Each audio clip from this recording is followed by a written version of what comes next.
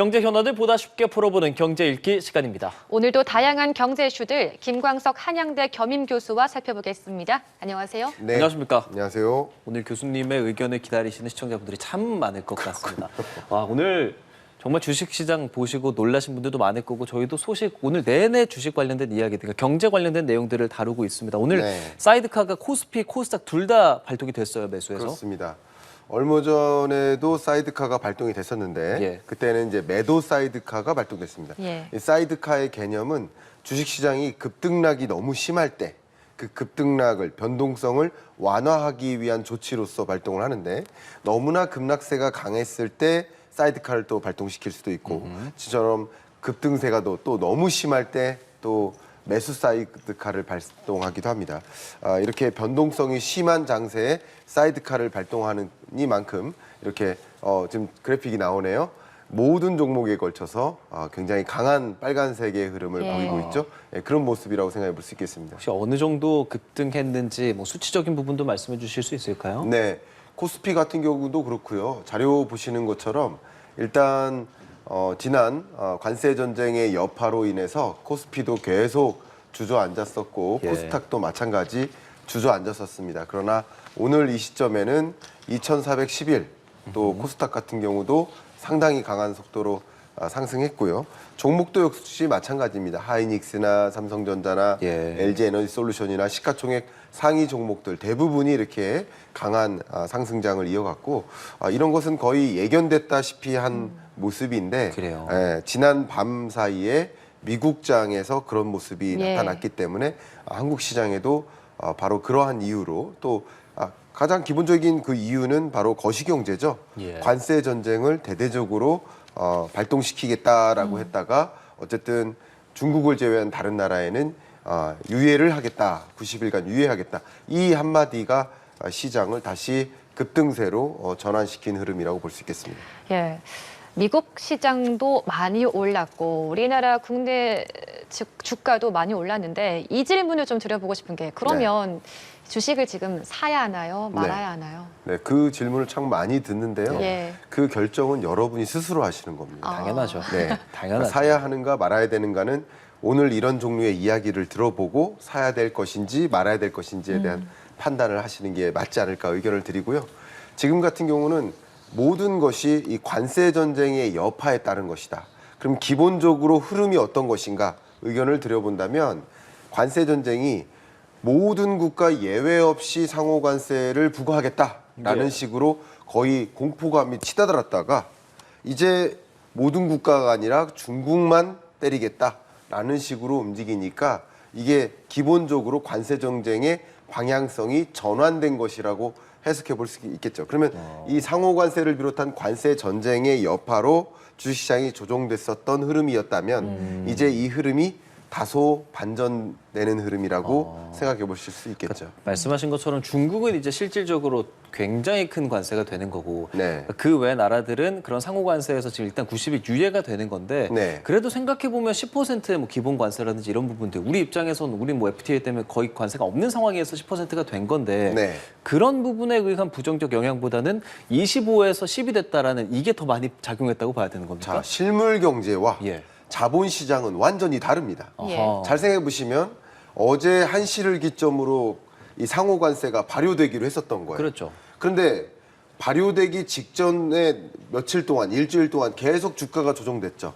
그럼 관세가 발효된 수출 실적에 부정적 영향을 미쳤는지 보자는 거죠. 예. 전혀 영향을 미치지 않았죠. 근데 주가는 사전에 조정됐죠. 아. 심리적으로. 그러니까 이게 굉장히 중요한 겁니다. 사전에 조정됐던 건 뭐예요? 상호 관세 발표와 함께 판넬 들고 기억하시죠? 예. 판넬 들고 나 이렇게 관세 부과하겠다. 지금 옆에 장면이 나오네요. 이때 이후로 계속 조정됐었던 겁니다. 예. 근데 관세가 발효된 건 대략 한 일주일 후죠. 그러니까 어제 한국 시간으로는 어제 이 시간입니다. 예. 1시 1분 기점으로. 그러니까 결과적으로 실물 경제적으로 영향이 있어요, 없어요? 없죠. 근데 실물 경제적으로 보면 지난 발표 시점 이전과 비교했을 때 어쨌든 관세가 10% 추가 부과되는 건 맞아요. 그러니까 발표 시점, 발표일로부터 지금과 비교를 한다면 실물 경제적으로 수출이 까다로워진 건 맞습니다. 그렇죠? 근데 주식시장에서는 발효되기 전 단계에서 엄청난 관세 전쟁이 치달을 거야. 또 미국이 이렇게 하니까 중국도 보복할 거야. 미국은 그 보복에 대한 또 다른 보복 조치를 단행할 거야. 이게 계속 공포감이 치달았던 거예요. 그러니까 이런 것들이 주식시장을 억눌렀었다면 이렇게 억눌러진 가격 하에서 또 다른 전환, 세계 주요국에 대해서는 유예해 주겠다라는 이건 희망적 메시지죠. 이게 또 주가를 급등시킨 것이니까 실물 경제적으로 수출입에 영향을 주는 것인지 자본시장의 주가를 급등락시키는 것인지 좀 구분해서 이해하시는 게 좀 도움이 되지 않을까 의견드립니다. 주식도 그런 변수가 있고 그리고 환율도 상당히 많이 올라 있는 상태였어요. 이 네. 환율에 대해서도 뭐 위안화 이런 것들이 변수가 될 수 있다라는 분석도 나오는데 네. 교수님 의견도 궁금합니다. 네, 어쨌든 미중 무역 전쟁은 계속될 것이다. 예. 현재로서는 그렇게 가정하시면 좋겠고요. 제가 굉장히 조심스러운 의견을 드리지만 미중 무역 전쟁도 상당히 극도로 치닫게 되면 그 극도로 치닫는 그 시점에서 갑작스럽게 정상회담을 한다든가 뭔가의 화해의 물결로 급물살을 탈 수도 있습니다. 이 관세 전쟁의 양상은 이거 굉장히 중요한데 이 부분 한번 말씀드릴까요? 예. 여러분 바이든 행정부는 예. 뭐를 가지고 중국을 공격했어요? IRA 칩스법. 법을 가지고 공격했어요. 쉽게 말하면 관세가 아닌 비관세 장벽을 가지고 중국을 공격한 겁니다. 예. 근데 이것은 호떡 뒤집듯이 뒤집을 수 있어요, 없어요? 없어요. 왜냐하면 국회를 통과한 법을 가지고 지속적으로 방향성을 가지고 공격을 취하는 거예요. 그런데 트럼프는 지금 이 모든 전쟁이 관세 전쟁이니까 의회를 통과하는 법을 통해 공격하는 것이 아니라 행정명령을 가지고 공격하는 것이니까 예. 언제든지 행정명령은 취하하고 바꾸고 할 수 있습니다. 근데 이렇게 미중 간의 무역 전쟁이 전개되다가 언젠가는 급격히 화해 모드로 전환되는 일이 있을 수 있다. 예. 이 말씀 드리고요. 근데 그러기 전까지는 미국이 강력하게 압박을 가하는 동안 중국이 대응책이 있습니다. 어떻게? 위안화를 급격히 유동성 공급을 늘리는 거죠. 예. 공급을 늘리면 어떻게 될까요? 위안화 가치가 급락하겠죠. 그럼 위안화 가치가 급락하면 관세를 매기는 효과가 상쇄됩니다. 이해가세요? 관세를 매기면 수출하기 어려워지지만 또 위안화 가치를 급락시키고 상대적으로 달러 가치를 급등시키면 아무래도 중국에서 제조하는 제조기업 입장에서는 미국에 수출하는데 걸림돌이 상쇄되어 사라질 가능성이 있겠죠. 그런 것들이 결국 이 환율을 외환시장을 급등락시키는 요인으로 작용한다 이렇게 해석해 볼 수 있겠습니다. 예, 지금 저희가 계속 말하고 있는 것처럼 트럼프 행정부가 또 말을 바꾼 거잖아요. 그러니까 네. 중국을 제외하고는 다른 나라들은 90일 정도의 유예 기간을 주겠다라고 네. 말을 했는데 그렇다면 트럼프 대통령은 왜 갑자기 이렇게 결정을 한 것인지 혹시나 미국 내 투자자들의 어떤 이런 우려를 좀 반영한 것이 아닐까 이런 의견도 나오고 있거든요. 어떻게 보십니까? 자, 뭐 두 가지 해석이 가능합니다. 첫 번째, 미 재무부 장관 베센트는 지금 이런 모든 일들이 이미 계획된 것이다 라고까지 얘기했습니다. 그럼 정말 진짜 언론의 피박을 좀 받을 수도 있겠지만 어쨌든 이미 계획된 일이다 라고 얘기했어요. 그럼 이미 계획된 일이라는 가정하에서 말씀을 드리면 공격을 할 때 공격할 거야 그러니까 협상 들어와 라고 하는 것보다 공격을 먼저 취하고 그리고 협상 들어와 하는 게 조금 더 과격하겠죠.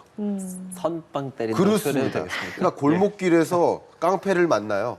깡패가 너 돈 안 주면 때릴 거야라고 하는 거랑 예. 한 방 때린 다음에 돈 주면 더 안 때릴 거야라고 하는 거랑 더 강력한 건 때리는 거예요. 그러니까 그렇기 때문에 그런 식으로 한 것이다. 이게 전략이었다라고 베센트 장관은 그렇게 얘기했습니다. 첫 번째는 그렇고요. 두 번째는 아니다. 원래 이렇게 하려고 했는데 근데 이것을 취하한 것이다 라고 해석할 수도 있는데 그것은 어떤 이유 때문일까? 어쨌든 트럼프 행정부는 트럼프라는 미 대통령이나 여러 의원들은 중요한 목표가 뭐예요? 중간선거 승리예요. 그러니까 중간선거에 승리하기 위해서 이런 관세 전쟁을 취해왔는데 해보니까 오히려 역풍이 더 셀 것 같아. 예. 중국을 더 위대하게 만드는 일이 될 것 같아. 예. 하는 일이 있다 보니까 엄청난 시위가 일어났죠.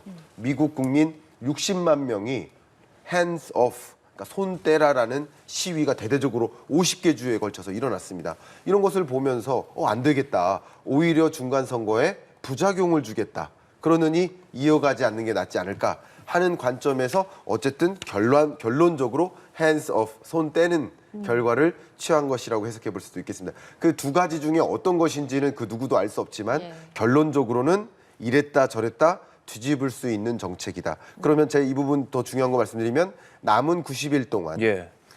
어떤 협상의 과정에서 미국의 요구를 어떤 국가가 잘 들어주는지를 지켜보다가 이런 나라들은 예외 조치해주면 안 되겠네, 유예시키면 안 되겠네, 바로 공격을 또 취할 수도 있는 거죠. 언제든지 말을 또 뒤집을 수 있는 것이기 때문에 모든 것을 안도할 수는 없는 상황이다. 이렇게 의견 드리겠습니다. 보란 듯이 맞대응을 하겠다는 중국에 대해서 상호 관세를 굉장히 높게 하고 다른 국가들이 이제 유예 조치를 해주는 거란 말이죠. 그렇죠. 중국 입장에서는 지금 맞대응 전략이 중국에서 말하고 있는 것들이 거의 100% 맞대응까지 가고 있는 거라고 보십니까? 아니면 중국에 또 다른 카드들 또 남아 있습니까? 카드들이 남아 있습니다. 굉장히 중요한 카드들이 남아 있습니다. 한번 생각해 보세요. 미국이 중국으로 수출하는 물량과 예. 중국이 미국으로 수출하는 물량 뭐가 더 큽니까? 중국이 더 큰 예. 거죠. 그러니까 무역 적자인 거예요, 미국은. 그럼 대규모 무역 적자를 경험하고 있는 나라가 예를 들어서 중국이 수출 물량이 많으니까 관세로 공격을 하는 거예요. 그럼 그건 엄청난 공격이 됩니다. 근데 중국 입장에선 같은 상응하는 공격이 될까요? 같은 관세로만 맞대응한다면 상응하는 공격이 안 돼요. 그러니까 트럼프 행정부는 오른팔이라는 사자처럼 오른팔이 굉장히 세요. 예. 이걸로만 때리는 거예요. 근데 중국은 호랑이에요. 그럼 호랑이는 한 팔이 세다기보다는 두 팔을 같이 때려야 같은 힘이라고 볼 수 있습니다. 실제 호랑이와 사자의 싸움이 그래요. 예. 사자는 오른 한 팔로만 싸우고요. 호랑이는 양팔로 싸웁니다. 이게 무슨 말이냐면 한 팔로만 싸우면 호랑이가 지죠. 근데 양팔로 싸워야 돼요. 그 양팔이 뭐냐? 히토류 공급 차단하겠다. 혹은 미국에 대한 기업 제재를 단행하겠다. 또 우리가 이만큼 미국 국채를 보유하고 있는데 국채를 전량 매각할 수도 있다. 물론 매각하는 과정에서 중국에게도 엄청난 충격이 올 수 있겠습니다만 그런 것도 하나의 대응 카드가 있을 수 있다고 볼 수 있고 또 환율 조작국이라고 미국이 중국에 대해서 지적을 해왔던 것만큼 계속 위안화 가치를 떨어뜨림으로써 그 관세 전쟁을 무마시킬 수도 있는 여러 가지 카드들을 충분히 강구할 수 있다. 그렇기 때문에 최근에 나왔던 그 더 이코노미스트 표지가 예. 뭐였냐면 지금까지는 트럼프 행정부가 뭐였어요? Make America Great Again. 마가였죠. 근데 이 더 이코노미스트 표지에 모자가 하나 있는데 그 모자가 뭐냐면 Make China Great Again. 이건 오히려 미국을 더 위대하게 만드는 거 아니냐. 그러니까 이런 것들이 미국 국민들도 반대 시위를 갖게 만드는 중국을 요인. 위대하게 만들 수 있다. 오히려 중국을 위대하게 만드는 거 아니냐. 어허. 중국도 그만큼 카드가 많이 있다.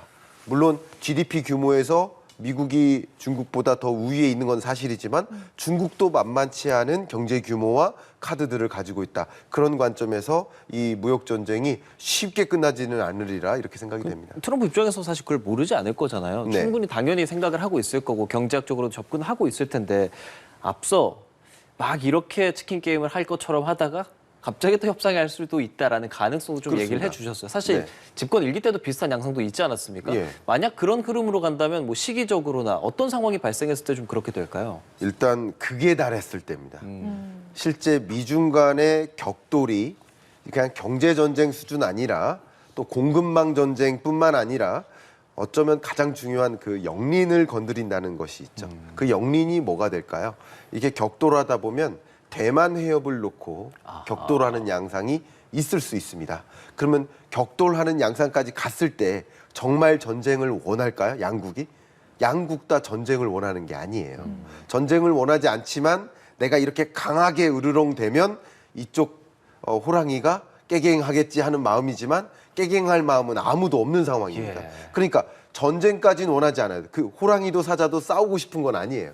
근데 이렇게 격돌하는 양상이 특히 지금 보면 대만 해협을 놓고 싸울 가능성이 있는데 그러다 보면 극단적으로 격돌하다가 급 화해 모드로 전환될 수 있습니다. 그것은 세계 경제에 또 또 자본시장에도 엄청난 지각 변동을 일으킬 수도 있겠죠. 그런 부분들을 여러분 지켜보실 필요가 있겠다 의견드립니다. 예, 이렇게 미중 무역 전쟁이 심각해지고 있는 가운데 이 전쟁이 정말 결코 두 국가만의 문제는 아니잖아요. 네. 이 미중 갈등으로 인해서 전 세계가 영향을 받을 수 있는 건데 이 부분은 어떻게 보십니까? 네, 당연히 우리나라의 대중국 무역이 역시 우리나라의 대미 무역액보다 더 큽니다. 그러니까 네. 이것이 실물 경제적으로는 그냥 영향이 없다고 볼 수는 없습니다. 예. 그러니까 중국을 제재함에 따라서 우리나라의 대미 수출액은 늘어날 여지는 있어요. 그러나 대중 수출은 급격히 축소되겠죠. 예. 이 부분은 심각한 경기적 충격이라고 볼 수 있겠습니다. 그만큼 세계 시장에서 중국이 차지하는 그 GDP 비중이 약 20%에 가깝기 때문에 그러면 정말 이 중국에 대한 경기 충격이 만약에 찾아온다. 예. 중국에서 생산을 못한다. 그러면 중국 경기 둔화는 중국에 의존하고 있는 수많은 국가들에 대한 경기 둔화 사인으로 갈 수 있겠죠. 단기적으로는 이런 요인들도 생각해 볼 수 있겠고요. 미중 간의 무역 전쟁이 격화되면 기본적으로는 이 불안정성 혹은 공포감 이런 것들이 잦아들기 어렵겠죠. 그렇기 때문에 자본시장에서도 오늘 같은 경우는 직전일보다는 굉장히 큰 호재라고 판단하는 거니까 자본시장에 급등이 있을 수 있지만 또 이것이 반영된 주가라고 한다면 여기서 또 올라갈지 말지의 여부는 또 미중 간의 무역 전쟁의 경과가 작용되지 않을까 이런 시나리오를 저는 그려볼 수 있겠습니다. 그러면 지금 중국을 제외하고 나머지 나라에 90일 유예를 줬잖아요. 트럼프 네. 입장에서 90일 유예라는 건 90일 동안 미국에 유리하게 좀 협상 카드 좀 갖고 와라라는 입장도 될 수 있을 것 같은데 네. 중국을 약간 본보기로 보여준 거잖아요. 그럼 다른 국가들이 과연 트럼프 대통령이 만족할 만한 어떤 협상 카드를 다 가지고 오겠습니까? 아니면 중국처럼 맞대응하는 방법들을 더 90일 동안 고민하겠습니까? 국가의 지정학적 상황, 또 예. 군사 안보적 상황을 고려해서 각국이 다른 입장을 취할 가능성이 높겠습니다. 안타깝게도 우리나라는 예. 군사 안보적으로도 상당 부분 의존하고 있기 때문에 우리나라에 더 유리한 협상 카드를 끌어내기는 상당히 어렵지 않을까라고 저는 객관적으로 그렇게 평가합니다. 예. 일본도 유사한 상황이에요. 일본도 딱히 맞대응하는 그런 모습을 보인 적이 한 번도 없습니다. 약간 고개를 숙인다라고 표현을 할까요? 그렇게 대응을 해왔습니다. 그런데 EU 같은 나라들은 EU의 회원국들, 유로피언 국가들, 가장 대표적으로 프랑스 같은 경우는 우리 기업들이 미국에 투자하기로 계획했던 거 다 철수야. 안 돼. 왜 그럴까요? 기업들에야 미국에서 돈 벌 수도 있어요. 그러나 대기업들이 그렇게 나가면, 자동차 기업이 나가면 일자리나 이렇게 그렇죠. 그 기업이 나가면 그 기업만 나가는 게 아니라 그 기업에게 제품, 부품과 수많은 원자재를 공급하는 프랑스 내에 있는 공급망이 다 붕괴되는 겁니다. 예. 완제품 기업은 나가지만 그러면 많은 일자리가 사라지고 지역 경제가 황폐화되니까 나가지 말라는 입장도 있어요. 그러니까 그런 것까지 국가들은 가감을 하면서 결정을 할 텐데 EU 회원국들은 어쨌든 같이 중국과 함께 맞대응하는 것이 어떨까 하는 생각들을 이미 하고 있거든요. 프랑스 마크롱 대통령이 이렇게 표현했었죠. 우리 유로피언 국가들의 국민이 4억 5천만 명이다. 미국 3억 5천만 명인데 우리도 미국만큼 큰 소비 시장을 갖고 있다. 그러니까 우리가 세계 GDP의 26% 미국이 있지만 나머지 74%가 똘똘 뭉칠 수 있지 않느냐. 이런 입장을 취하는 국가들도 있습니다. 그렇기 때문에 미국이 원하는 수준의 그런 협상을 다 제공해 줄 거라고 생각은 하기 어렵겠다. 그렇기 때문에 이런 일들이 또 다른 울퉁불퉁한 일들을 만들 수 있겠다. 이렇게 의견을 갖고 있습니다.